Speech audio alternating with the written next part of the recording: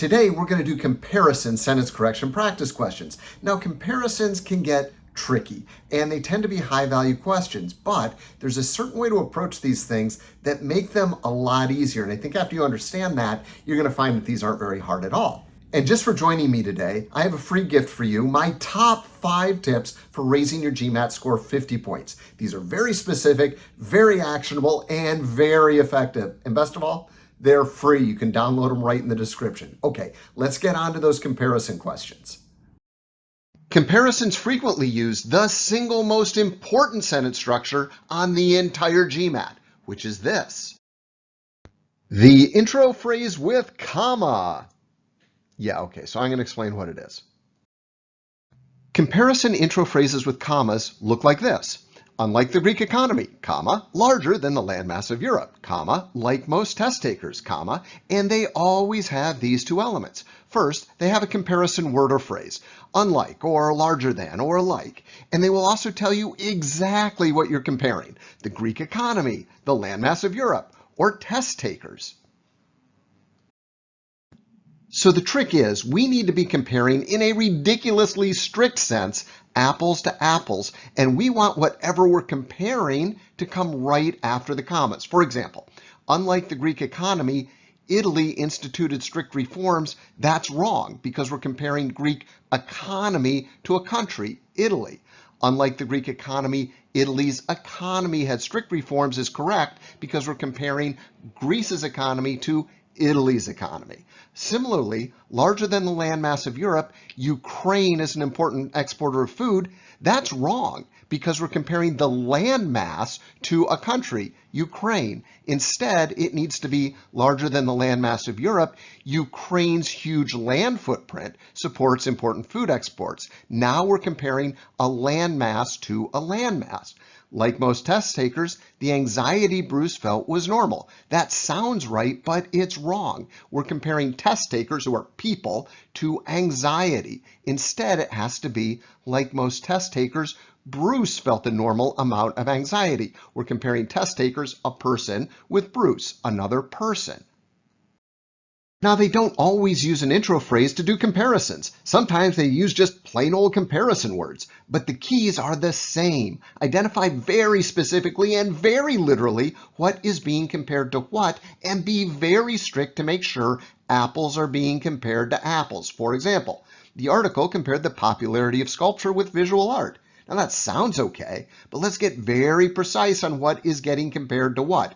Popularity is getting compared to visual art. That's wrong. We need to compare popularity with popularity. Now we can do that in two ways. First, we can just repeat the word popularity, or we can use the phrase that of. Now the phrase that of works because the pronoun that refers very specifically to the word popularity. In fact, we're often attracted to the phrase that of or those of, if the comparison is plural, when we're doing comparison questions. Let's try this example. In contrast to large steel plants that take iron ore through all the steps needed to produce several different kinds of steel, processing steel scrap into a specialized group of products has enabled small mills to put capital into new technology and remain economically viable. Okay, well, we definitely have an intro phrase and we have a comparison word, contrast. What is getting contrasted to what? Well, it looks like large steel plants are being contrasted with processing steel scrap. Yeah, that doesn't work. That means A is out. That means B is out. That means C is out. Now, both D and E compare large steel plants with small mills. That works. So between D and E, which do we like better? Well, they're almost identical. But if you read closely, you'll see that E uses the past tense, remained. The past tense means it's over and done with. But I think the author's point is that small mills are still economically viable. So E doesn't work. Our answer choice is D. All right, very nice job. Let's try this one. Unlike auto insurance, the frequency of claims does not affect the premiums for personal property coverage. But if the insurance company is able to prove excessive loss due to owner negligence, it may decline to renew the policy. Okay, well, we definitely have an intro phrase and a comparison word, unlike. So what is unlike what? Well, as written, it says that auto insurance is unlike the frequency of claims. That doesn't work. A is out. B is out too. Now C compares the frequency of the claims with premiums, so that's out. Now D and E both compare premiums with premiums, so they both work. Now E has a couple of problems though. First off, we don't like the word with that's shoved in there. Remember, the GMAT values efficiency over almost anything else. So anytime they shove extra words or awkward phrases into a sentence, it's a dead giveaway that that answer choice is wrong. Also, E flat out uses the wrong verb. Premiums is plural, but is singular. So our answer choice, D. Good job. Unlike the United States, where farmers can usually depend on rain or snow all year long, the rains in most parts of Sri Lanka are concentrated in the monsoon months, June to September, and the skies are generally clear for the rest of the year. Okay, well, we definitely have an intro phrase with a comma, and we definitely have a comparison word, unlike. So what is unlike what? Well, as written, we have the United States is unlike the rains in most parts of Sri Lanka. That's clearly not right. I also want to point out one other thing. Notice that we're able to read around the phrase where farmers can usually depend on rain or snow all year long. Why is that? Well, that's because that phrase is set off with commas, and we can read around description or parenthetical information that's set off by commas. For us, it's like it doesn't even exist in the sentence at all. All right, so A is out because it's comparing the United States with the rains, and then B, let's see, B compares farmers with rains. That doesn't work either. And C compares, well, I don't know. I literally don't know what those of refers to. And how can you be most parts of rains? I don't understand C at all. It just makes me very confused and a little sad.